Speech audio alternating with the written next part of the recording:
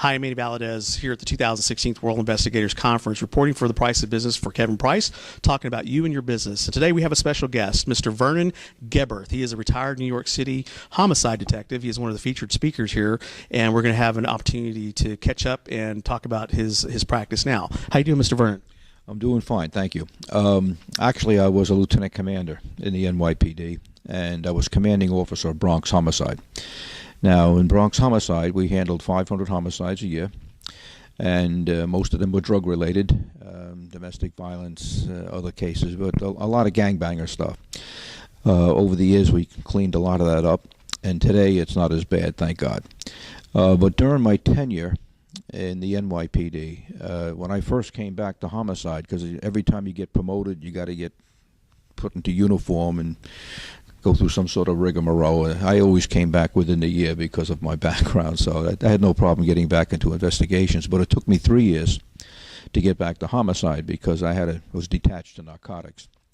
When I came back to homicide, I wanted to catch up, so I stupidly asked the lieutenant who was in charge, "By the way, Lieutenant, what are we reading on homicide?" And he turns around and says to me, "We don't read here, kid, we do."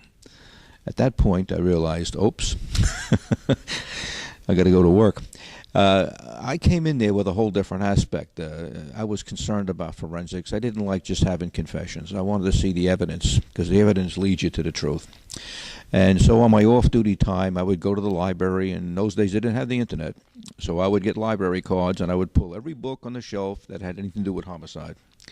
And interestingly enough, I noticed that most of the books on homicide were written by anybody except somebody in homicide. The last book written was like 30 years earlier. It was a good book. So I decided I'd start. I got my first master's degree. I did a thesis, and then I decided to use my thesis to research my own job, and I began writing for Law and Order magazine. Back in the 1979, the FBI invited me to attend the FBI National Academy because the FBI was trying to get into homicide work. And it was quite apparent during my tenure there that they knew a lot about forensics but nothing about homicide. So there was an interesting dichotomy.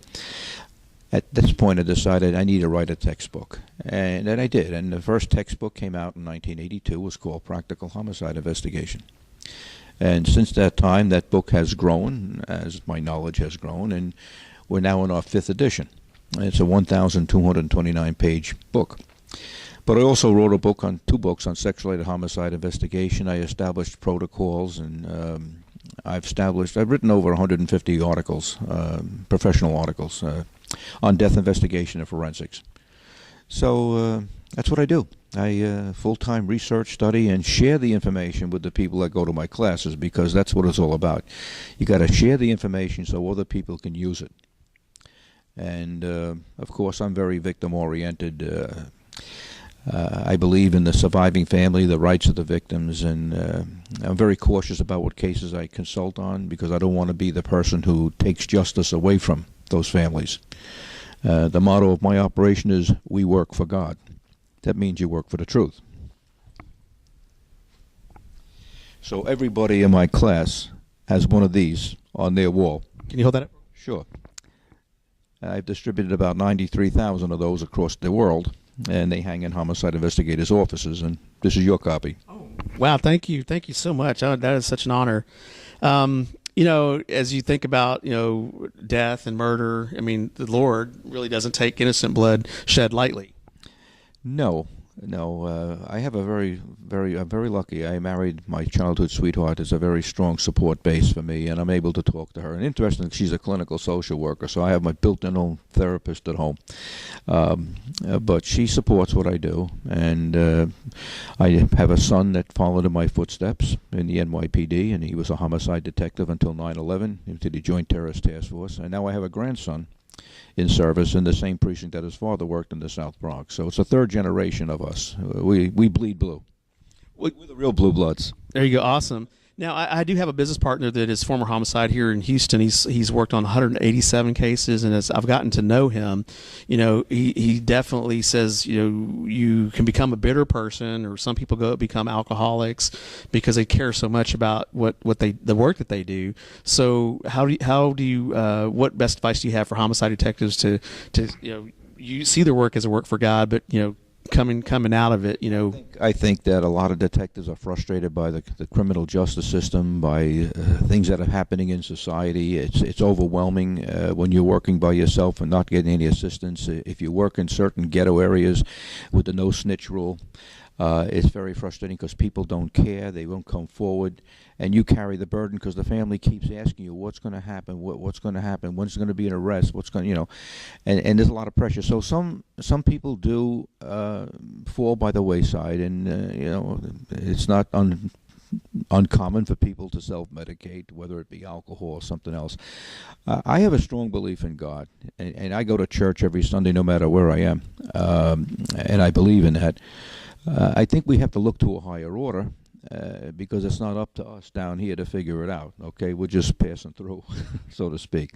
My mission, the way I see it, is to spread the knowledge that I have to people so that they can use it and help themselves and help the families. Now, there's a big business in television right now with a lot of the crime, murder mysteries and so forth. What do you have to say about some of that?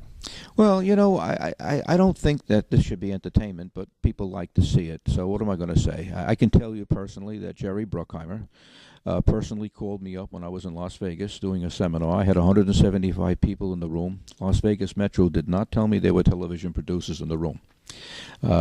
Just like yesterday, I don't know who was in the room. And at that night, I got a call from Jerry Bruckheimer, who wanted to know if I'd be interested in being a technical advisor on this new program called CSI.